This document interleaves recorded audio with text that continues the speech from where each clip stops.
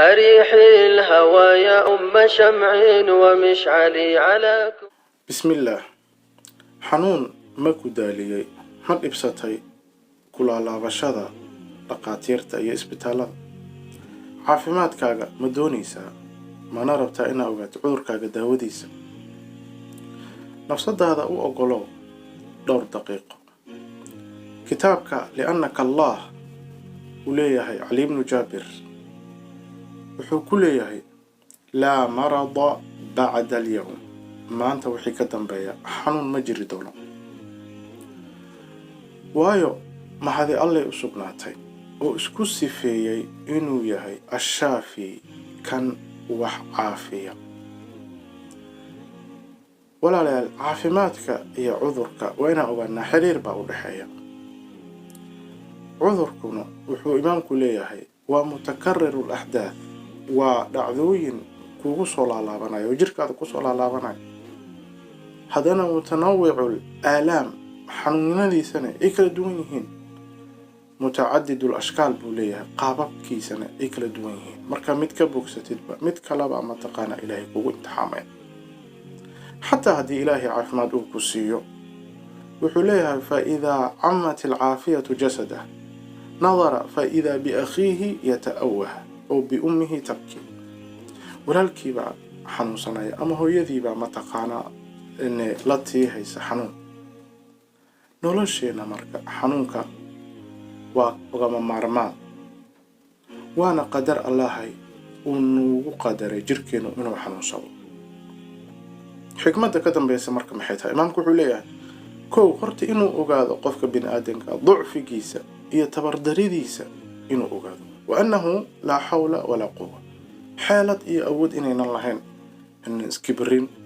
aan ogaano bini aadan inaan nahay labo inaad يعني geerida iyo xanuunka nolosheena sideedaba waxay u shaabahdaa buu leeyahay geerida wuxuu leeyahay dhalinyaronimadu waxay geeri u tahay caruurnimada walkuhulatu mawtu shabaab waayanimaduna waxay geeri u leeyahay ma garanaysaa odaynimada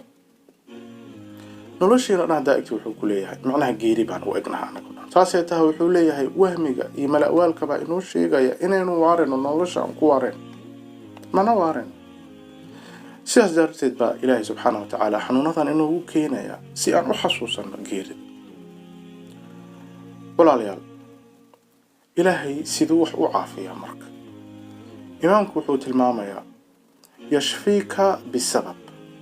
sabab aad la timid iyo daawo aad qaadatay baa laga yaabaa ilaahay subxaanahu wa tacaala inuu kugu caafiyo wayashfiika biadcafi sabab midda ugu liidato ayaa laga yaabaa Allah subxaanahu wa tacaala inuu kugu caafiyo wayashfiika biaghrabi sababtan ugu qariibsanood la yaabaysa tan macquul maaha aad leedahayna laga yaabaa inuu kugu caafiyo tusaalahan barihii hore markii aan wadamadan nimid dhakhtarka markaa u tagtay biyo cad buu ku leeyahay biyo cad buu ku leeyahay madax xanuun iyo wajac baa jirka ka dareemaysaa biyihii cad ay markii aad cabsidna waad ku caafimaadaysaa marka wax qariib ah waay marka walaalayaal wayashfiika sidoo kale wuxuu leeyahay bilaa sabab la'aan ayuu Allah subxaanahu wa tacaala ku caafinayo waayo liannahu shaafi Allah subxaanahu wa tacaala waa kan daaweeya imaamku wuxuu keenayaa qiso oo mataqaanaa wiil yar ku dhacday uu ku qoro buuggiisa Charles Hauser in la yiraahdo kitaabkiisa la yiraahdo al-ghadaa yasnacu al-mu'jizaat wiilkan yari macnaha dhaqaatiirta waxay ku xukumeen horta geeri waxay dhaheen anaga waxba kama qaban karno cudurkiisa ehelkiisa waa iskala tageen oo cunto bay siinayeen oo maalinta dambe uu soo agmar markaas uu arkaa isagoo khubsi cunay rooti macnaha mar hore ka yimid xoogaa inuu cunayo markaasuu yiri ma jeceshahay inaan noolaataha wuxuu yiri haddii aad jeceshahay inaan noolaato maxaad u cunaysaa cunto mataqaana mar hore ka timid cunto nolosha u dhow cun buu leeyahay taladaasuu siinayaa ninkii markaasuu wiilkii waxaa waaye ehelkiisa waxay suubinayaan qudaar fresh ah hilib markaas la soo cunto fresh ah bay siinayaan wiilkana sidii ayuu martaqaana ugu caafimaadaya dhaqaatiirtana way la yaabayaan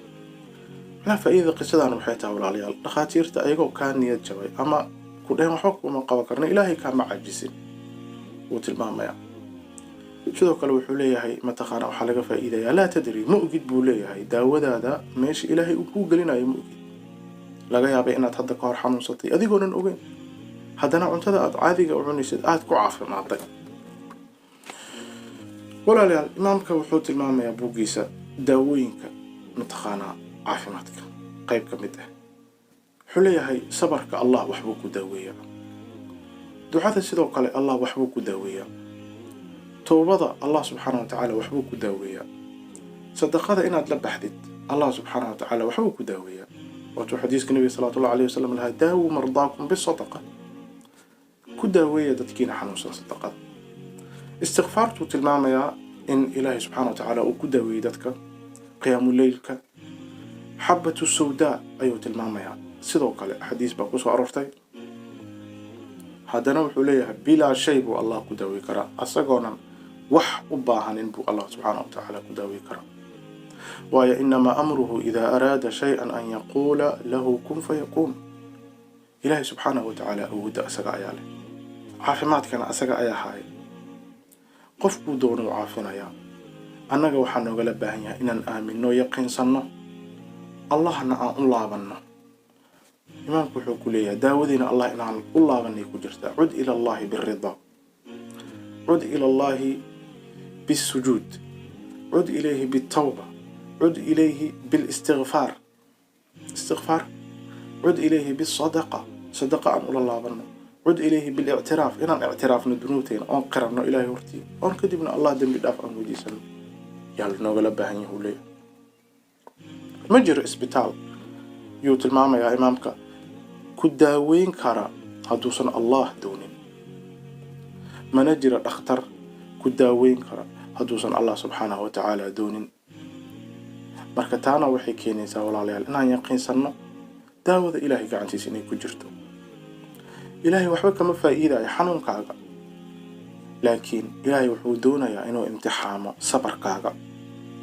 iyo raalli ahaanshahaada aad qadarka ilaahay uu kugu qadaray raalli aad ku tahay inuu ogaaduu doonaya allah subxaana wa tacaala allah waa dhakhtarka keliya maanta aanan kaaga baahnayn inaad ballan la suubisatid ama inaad mataqaanaa lacag siisid waxaa keliyuu kaaga baahan yahay inaad gacmahaaga kor ugu taagatid allah subxaana wa tacaala oo aad dhahdid yaa allah ilaahna subxaana wa tacaala wuu ku caawinayaa qisuu keenayaa imaamku wuu leeyahay abulambiyaa nabiyuna ibraahim calayhi salaam oo ambiyada wixii ka dambeeyana asigay ka faracmeeno wuxuu leeyahay yacni nabigaas salawaatu calayhi salaam wuxuu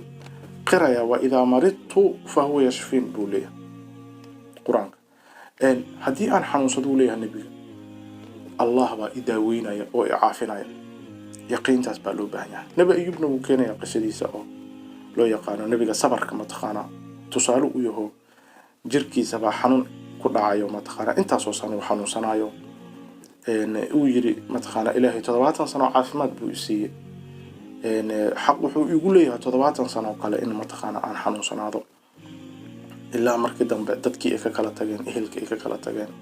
hal xaasaa usoo hartay markii dambe dartiinoo mataqaanaa ilaahay wax u weydiistay innii masaniya durru wa anta arxamu raaximiin markaas yuu ilaahay baryay waatii layidhi urkud birijlika haadaa muqtasalun baarid anha jilbaha uu ku qaraaco biyahana mataqaanaa ku qubaysa sidii uu ku caafimaaday allah subxaanahu wa tacaala walaalayaal qof geeri ku xukuman sidiisaba caafimaad baynu ka raadinaynaa allahi caafimaadka hayane waynu ilaabaynaa alxayu alladii laa yamuut daawadeena mataal hindiya iyo inaan u safarno kenya iyo daawadeena kaama foga daawada waxay ku jirtaa inaan allah u dhowaano inaan allah raali garayno inaan allah subxaanahu wa tacaala aan u sujuudno imaamku wuxuu leeyahay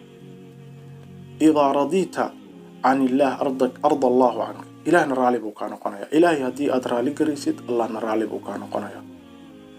daawadeennana wuxuu tilmaamayaa inay ku jirto in allah subxaanahu wa tacaala aan raali garayno intaas baynu kusoo koobeynaa kaliibkan insha allah la socda kaliibyada soo socda inuu kusoo qatimayno wassalaamu calaykum waraxmatullaahi wabarakatu